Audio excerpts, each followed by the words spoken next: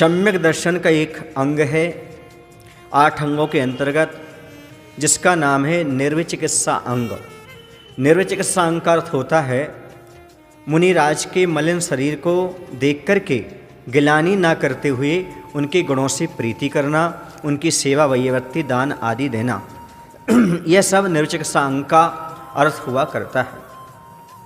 इस निर्विचिकित्सा अंग में प्रसिद्ध हुए हैं राजा उद्दायन।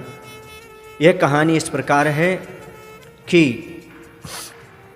सौधर्म स्वर्ग में जो सौधर्म इंद्र था वह यह प्रशंसा कर रहा था निर्विचिकित्सा अंग की। उसी में राजा का नाम आ गया उद्दायन का कि वह निर्विचिकित्सा अंग में प्रसिद्ध है। तो उन्होंने बताया कि वत्स देश के अंतर्गत एक रौरवक नाम का नगर है, या उसको रौरकपुर भी कह सकते हैं। उस नगर में एक राजा रहते हैं जिनका नाम उद्दायन है। उनकी रानी है प्रभावती।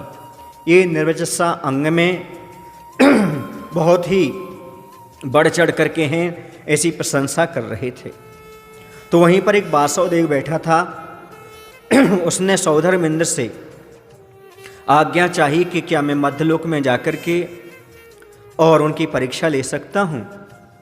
और वह परीक्षा लेने के लिए मध्यलोक में आया और रौरवक नगर में, जहाँ पर राजा उद्दायन प्रभावती रहते थे, और उसने सोचा कि कैसे, जब तक मुनि नहीं बनूंगा तब तक उनकी परीक्षा नहीं ले सकता। तो उसने माया रूप से, अपने विक्रिया से अपने को मुनि का रूप बनाया, और ऐसा शरीर जिसमें उदुम्बर नाम का कुष्ठ रोग था, जो कि गलत था, गल रहा था, दुर्गंधित था। ऐसा दुर्गंधित मलिन कुष्ठ रोग का शरीर बना करके मुनि का वह नगर में निकल गया। बहुत सारे लोग पड़गाहन जो खड़े हुए थे वो दुर्गंध से आजू बाजू में हो गए। लेकिन जिनको सौभाग्य था और जो वास्तव में मुनि के मलिन शरीर को देख गिलानी नहीं करते थे, ऐसे राजा उद्दायन और प्रभावती के घर में महाराज का पड़गाहन हो गया।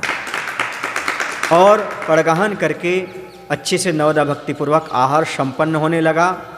शरीर की बहुत सारी दुर्गंध आ रही थी, लेकिन प्रभावती और राजा उद्दायन पर कोई प्रभाव नहीं पड़ा। बाकी अन्य सदस्य दुर्गंध से हट गए, क्योंकि बंधु दुर्गंध तो दुर्गंध होती है, लेकिन वह देवों द्वारा की गई हो तो और ही कहना क्या।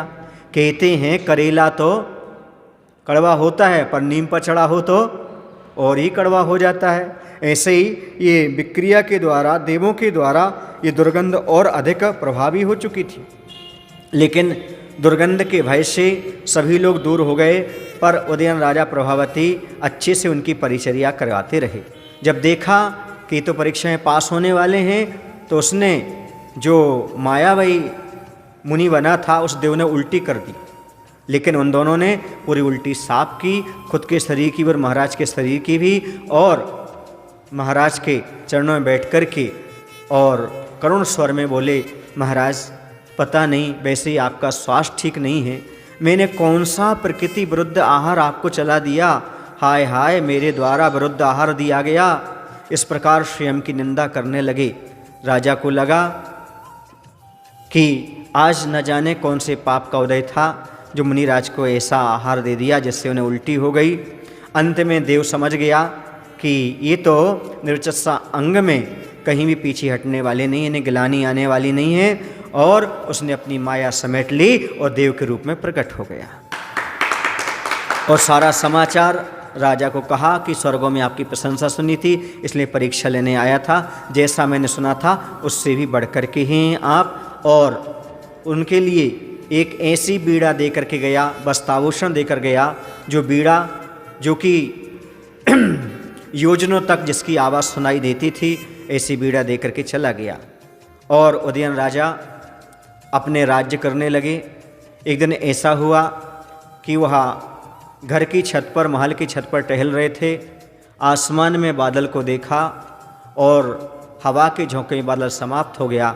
उन्हें यह देख कर के शरीर संसार नश्वर प्रतीत हुए। उसी समय उन्हें वैराग्य आ गया और उन्होंने श्री वर्धमान स्वामी के समोषण में जाकर के और दीक्षा धारण कर ली।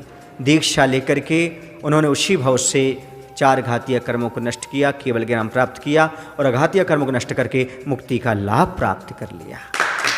और यहाँ पर रानी प्रभावती ने भी अपने आर्य का दीक्षा धारण करके तप के प्रभाव से ब्रह्म स्वर्ग में जाकर के देव पर्याय को प्राप्त हुई। उसने अपना स्त्रीलिंग का छेदन कर लिया।